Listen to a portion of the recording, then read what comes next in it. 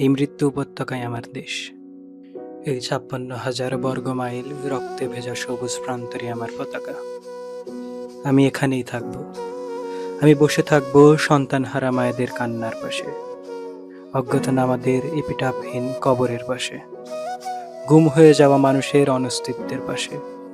আমি বসে থাকব একটি সাদা কালো ছবি নিয়ে। আর যাদের কোনো ছবি নাই, থাকে না, থাকতে নাই, যারা কেবলই নাম কিংবা অজ্ঞাতনামা, যাদের আল্লাহ ছাড়া কেউ নাই, তাদের কথা তো ভুলেই যেতে হবে। এই মৃত্যু উপত্যকায় আমার দেশ। একদিকে সমুদ্র, তিন দিকে কাঁটাতার। আমি কোথায় যাব?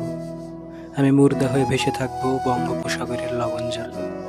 আমি লাশ হয়ে ঝুলে থাকবো রক্তাক্ত কাঁটাতারে। আমি ভূত হয়ে পাহারা দেব এই জমিনের তাবৎ শ্মশান ও গোরস্থান।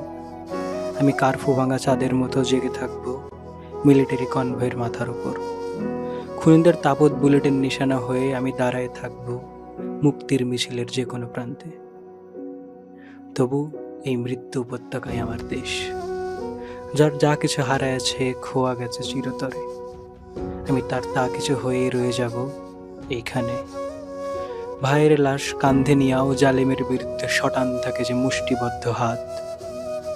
সে হাতি কাটতেছে এ ভূমির সোনালী ফসল। সে হাতি ঘোরাচ্ছে কলকারখানার তাবৎ মেশিন। এই হাতেই লেখা হোক অনাগত আগামীর ইতিহাস। আমি সেই ইতিহাসের সকল দায় হাসি মুখে কাঁধে তুলে নেব। তাও এই মৃত্যু উপত্যকায় আমার দেশ। জীবনের মরণের ভেদাভেদ লুপ্ত এইখানে। এই আয়নাঘরের ঠান্ডা মেঝেই আমার বিছানা। সেখান থেকে মাঝরাতে উঠে এক বেআব্রু জীবন হয়ে দৌড় দেব আমি। সামান্য একটা বুলেটের জন্য কানবো যারে যার। সন্তান আমার বলবে, আব্বু তুমি কাঁদতেছ যে? আমি সেই সন্তানের মাসুম বয়স হয়ে থেকে যাব। আসলে মুখ চেপে বেদখল বসত ভিটার পাশে বসে যে একাকিনী ঈশ্বরের আদালতে প্রার্থনারত, তিনি আমার মা। আমি তার প্রার্থনার সরল সমর্পণ হয়ে থেকে যাব। অনাগত অমরত্বের লোভে পীড়িত মানুষের কথা ভুলে যান নাই যে কবি।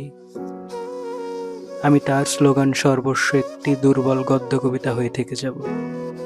ক্ষমতার সাথে আতাত না করে রাজপথে আত্মহত্যার পথ বেছে নিয়েছেন যে বুদ্ধিজীবী, আমি তার গুরুত্ব না পাওয়া একটা পাবলিক লেকচার হয়ে থেকে যাব।